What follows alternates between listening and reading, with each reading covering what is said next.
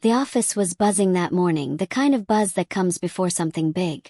Investors were flying in, millions were on the line. I had triple-checked every number, every chart, because accuracy was my job. But when my boss, Martin, clicked to the final slide, my stomach dropped. His figures were wrong. Not slightly wrong. Catastrophically wrong. I tried to whisper, to warn him before it was too late. But he waved me off, smug, sure of himself. So I did it. I raised my hand. I corrected him, in front of everyone. The investors nodded. They thanked me. But Martin's eyes burned into me like knives. By noon, my nameplate was gone from my office door. Demoted. Humiliated. And yet, that same afternoon my phone rang. The voice on the other end changed everything. When Martin called me into his office, I still had hope. Maybe he wanted to thank me for saving the meeting. Maybe he realized that if I hadn't spoken up, our investors would have spotted the mistake themselves, and the deal could have collapsed. But the moment I stepped inside and saw his face, that hope shattered. He didn't look grateful. He looked furious. "Iris," he said, his voice tight, "shut the door." The blinds were half drawn, the midday sun slashing across the polished mahogany desk. I sat down, my palms damp against my skirt, my heart thudding. "You embarrassed me," Martin said flatly. I blinked. "Embarrassed you?" "Martin, the numbers were wrong. If I hadn't corrected them." He slammed his hand on the desk, making me flinch. "You corrected me in front of them. Do you have any idea what that does to my credibility?" My voice wavered, but I forced myself to speak. "Your credibility. I was protecting the company." "Protecting you?" His eyes narrowed. "Protecting me.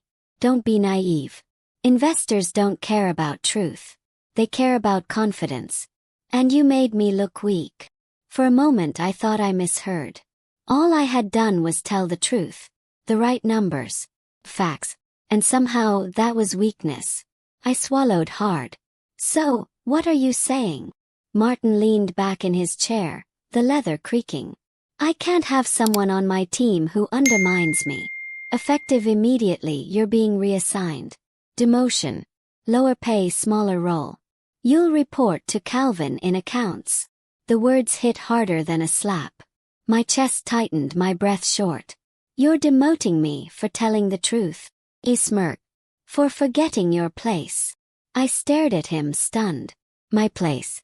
After 5 years of building reports, late nights, missed birthdays. All to make this company shine. My place was beneath his ego. "Martin," I whispered, my voice breaking. "This isn't fair." He leaned forward, his voice low and sharp. "Life isn't fair, Iris.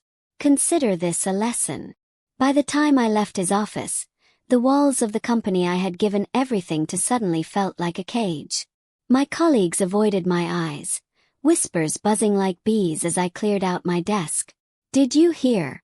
She crossed Martin. Bad move. Nobody survives that." I kept my head down, packing my folders, my pens, the framed photo of Emily, my little sister, who always said I was her role model. My throat burned with shame. When I passed Martin's door, I caught a glimpse of him laughing with one of the investors, charm turned back on like a switch. As if nothing had happened. As if I didn't exist. The humiliation clung to me like smoke. By the time I stepped outside, the city air felt heavy, pressing on my lungs. I sat on a bench across the street, my box of things at my feet, staring at the glass tower I had once been proud to work in. 5 years. I pulled out my phone, scrolling aimlessly, my thoughts spiraling. How would I pay rent now? How would I face Emily? She'd been so proud of me, telling her friends her sister was the brains behind the numbers. Hot tears blurred my vision. And that's when my phone rang. Unknown number. I almost ignored it, thinking it was a spam call. But something made me swipe. "Hello." My voice was small, raw. Then a voice, deep, calm, deliberate. "Iris. I was in the room this morning. And I saw what you did." My heart skipped. "One of the investors." The voice continued. "Martin made a mistake. You didn't. We need to talk." The voice on the other end was calm but carried weight, the kind of tone that made people stop and listen. "I was one of the investors," he said. "Name's Daniel Grant. I couldn't say anything in the room, but I need you to know what you did this morning. That took guts." I sat frozen on the park bench, the city's rush blurring around me. "Guts," I whispered. "I lost my job. My boss humiliated me in front of everyone." "No," Daniel said firmly. "Your boss humiliated himself. And if you hadn't corrected him, we would have spotted the mistake ourselves. Do you realize what would have happened if millions had been poured into a project built on false numbers?" I blinked, my throat tight. I just did my job." "Exactly," he replied. "And that's why I'm calling. People who do their job, even when it costs them, are rare." For the first time all day, my chest loosened just slightly. Someone had noticed. Someone understood. Daniel continued, his voice steady. "Martin thinks investors only care about confidence. He's wrong. We care about truth. We invest in stability. And you showed me who in that room had it." I swallowed hard, gripping the phone tighter. "Why are you telling me this?" "Because," Daniel said, "I want to meet. There's something you need to know. Something about Martin. And why his mistake wasn't just a mistake." 2 hours later, I found myself sitting across from Daniel at a quiet cafe tucked between skyscrapers. He was older than I expected, maybe late 40s, sharp suit, sharp eyes, the kind of man who carried himself like every word he said mattered. He didn't waste time with small talk. "Do you know why Martin was so desperate to look confident today?" he asked. I shook my head. "Because the numbers you corrected weren't just typos. They were lies." The word hit me like a stone. "Lies." Daniel leaned in. "He inflated projections. Revenue that doesn't exist. Profits that never happened. If we'd bought in, he'd have been sitting on a deal worth tens of millions. At least until the truth came out and the whole company imploded." I stared at him, my mouth dry. "But why? Why risk everything like that?" Daniel's eyes didn't waver. Because he thought no one would call him out. He thought his employees were too scared, and his investors too greedy. He thought he could sell the illusion. Chill ran through me. "And I ruined it." "You stopped it," Daniel corrected. "But now Martin has a problem. You're the one person who can prove he knowingly misled us. That's why he demoted you instead of firing you outright. He wants to discredit you, make you seem unreliable. That way, if anyone asks questions, you'll look like a bitter ex-employee." The cafe's hum seemed to fade. My humiliation, my heartbreak, it all twisted into something darker. This wasn't just personal. Martin wasn't punishing me for pride. He was covering his tracks. Daniel's voice softened. "Iris, I can't force you. But I think you need to fight back. Not just for yourself, for everyone he's trying to deceive." I stared at the steam curling from my untouched coffee. My whole life I'd believed doing the right thing would pay off. Yet here I was, demoted, humiliated, almost erased. But Daniel's words lit a spark inside me. Maybe this was bigger than me. Maybe this was about exposing a man who thought truth was optional. I met his gaze. "What do you want me to do?" Daniel slid a business card across the table. "Tomorrow morning, my team is reviewing the contracts Martin submitted. If you're willing to walk me through the real numbers, I'll make sure your voice is heard." My hands trembled as I picked up the card. Daniel Grant, managing partner, Grant Capital Investments. He wasn't just any investor. He was the investor. I tucked the card into my purse, my pulse quickening. For the first time since my demotion, I felt something other than despair. Felt purpose. That night as I lay in bed, Martin's words echoed in my head. "Life isn't fair. Consider this a lesson." But maybe it was Martin who was about to learn a lesson. Because tomorrow, I wouldn't be the humiliated employee with a box of things. I would be the woman who exposed him. The next morning, I stood outside the sleek glass building where the investor review was scheduled. My palms were damp, my throat dry, my mind replaying every humiliation from the day before. The sting of Martin's words, the smirks from my co-workers, the whispers that I'd crossed the line. But in my purse was Daniel's card. And in my chest something steadier than fear.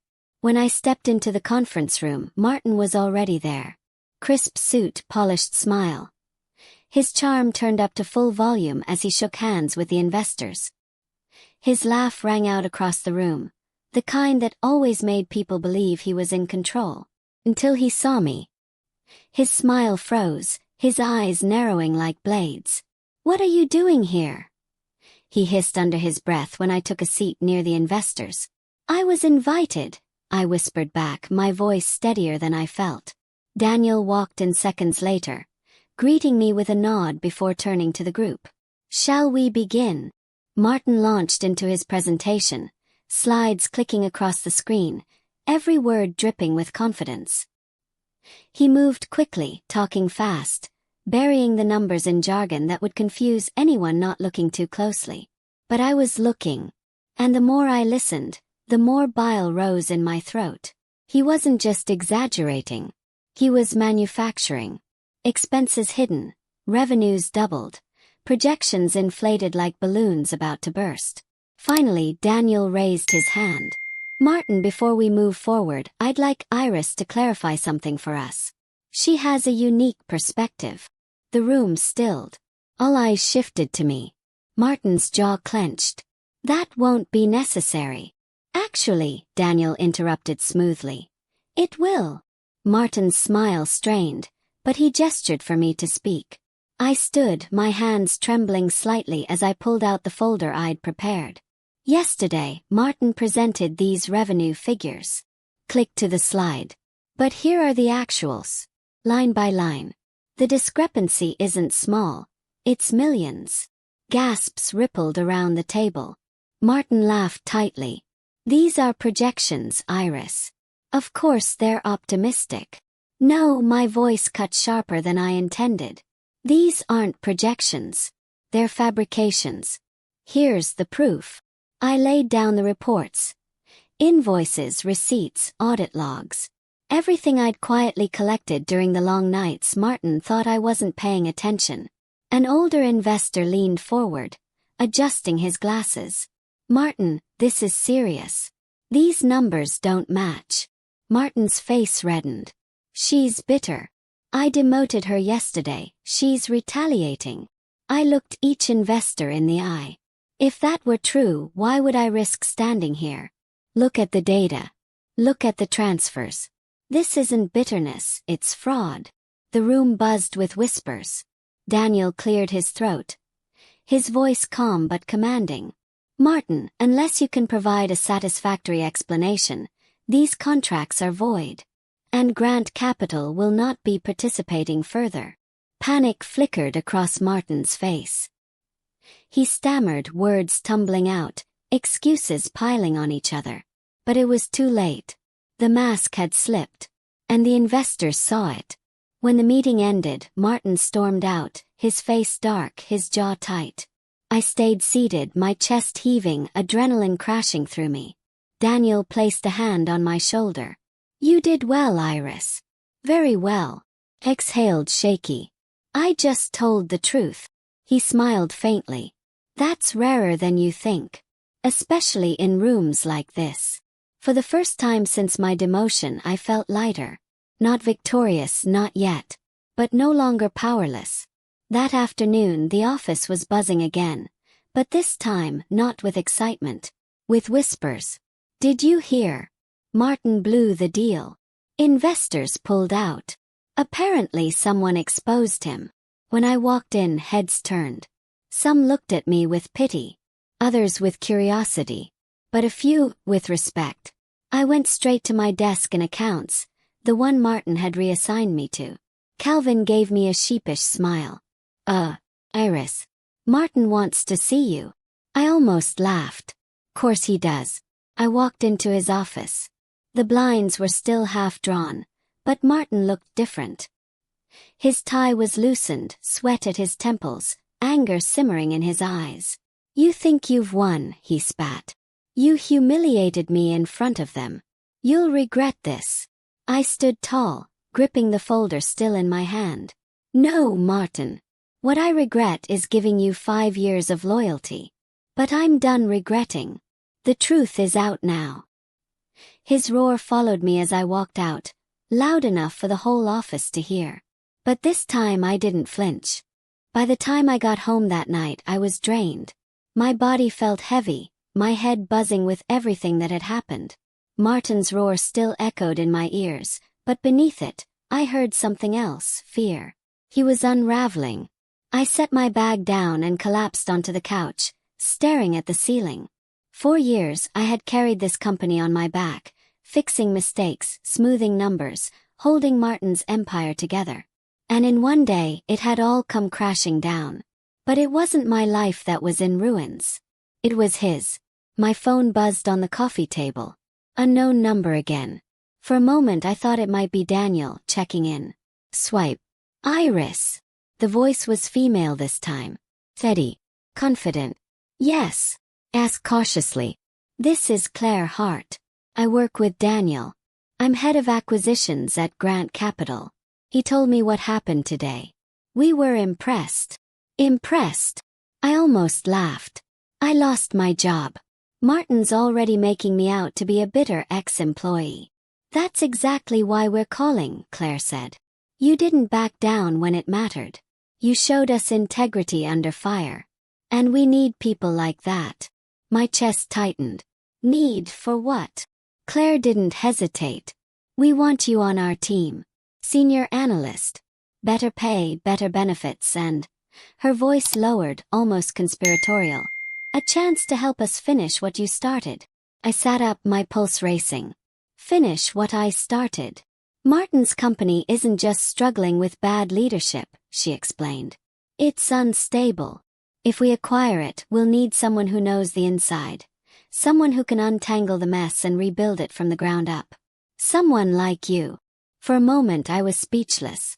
Yesterday I was humiliated, shoved aside like I was worthless. And now, they wanted me to lead the cleanup of the very man who had tried to destroy me. My lips parted in disbelief. You're serious. Dead serious, Claire said. We'll handle the acquisition side. But we want you to guide the transition. Think of it as poetic justice. A laugh escaped me, bitter but bright. Poetic justice. Take the night to think it over, Claire added. But Iris, this isn't just a job offer. This is your chance to rise. The call ended, leaving me staring at my phone in shock. For so long I'd been the quiet fixer, the one who kept the wheels turning while Martin soaked up the credit. And now, I had a chance not just to leave him behind, but to stand above him. I leaned back into the couch, a smile tugging at my lips for the first time in days. Maybe life wasn't fair like Martin had said. But sometimes, it circled back. The next morning when I walked into the office, whispers still followed me. Some colleagues looked away, others smirked. Martin hadn't wasted time spreading his version of the story. But I didn't care. Because in my inbox sat an official offer letter from Grant Capital. And with it a plan. A week later, I found myself standing in front of the mirrored elevator doors of the very building where Martin had demoted me. Only this time I wasn't carrying a box of my belongings. I was carrying a leather portfolio embossed with the Grant Capital logo. The elevator dinged. My reflection stared back, steady eyes, squared shoulders. I wasn't the same woman Martin had humiliated. When the doors opened, I stepped into the boardroom. The air was thick with the scent of coffee and expensive cologne. The murmur of voices cut off the moment I entered. Martin was at the head of the table mid-sentence. His confidence on full display. He wore that same smug smile, spinning numbers, selling dreams.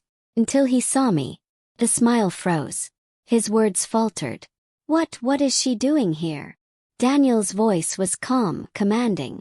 She's here because she belongs here, Martin. Iris is joining us as senior analyst. She'll be reviewing the acquisition process. The room went still. Acquisition. Martin's face drained of color. Acquisition. You can't be serious. This company, my company, isn't for sale. Claire, seated beside Daniel, slid a folder across the table. It is now.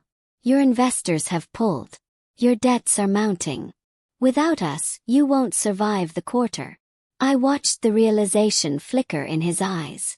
All that bravado, all those lies, stripped bare by the truth he thought he could bury. You can't do this, Martin hissed, his voice shaking. This is sabotage. No, Daniel said evenly. This is business. And Iris gave us the clarity we needed. All eyes shifted to me. For a heartbeat, the weight of their gazes pressed heavy. Then, steadying my breath, I opened my portfolio and laid out the documents, the same ones Martin had tried to hide. Here, I said, my voice calm, deliberate. These are the real numbers. The debts, the fabricated projections, the hidden transfers. This is why the acquisition is happening. And this is why Martin no longer has control. The board members leaned in, murmuring, their eyes widening as they read. Gasps filled the room. One older director shook his head in disbelief. Martin, this is damning. Martin slammed his fist on the table. She's lying. She's bitter, she's trying to destroy me. Enough, Daniel cut in, his voice like steel. We've seen the data. We verified it. This isn't bitterness, Martin. This is evidence. Martin's roar filled the room, louder than ever. You'll regret this, Iris. You think you've won, but you don't know what you're playing with. For the first time I didn't flinch. I looked him in the eye, my voice steady. The only one who should regret anything is you. The rest of the meeting blurred into a storm of papers, signatures, and silent glares. When it ended, Martin shoved his chair back, his face pale, his hands trembling. He stormed out, slamming the boardroom doors so hard the glass rattled. But I stayed seated, calm, steady. Because I wasn't the one leaving in disgrace this time. I was the one staying behind. As the room cleared, Claire leaned close, her smile sharp. Well done.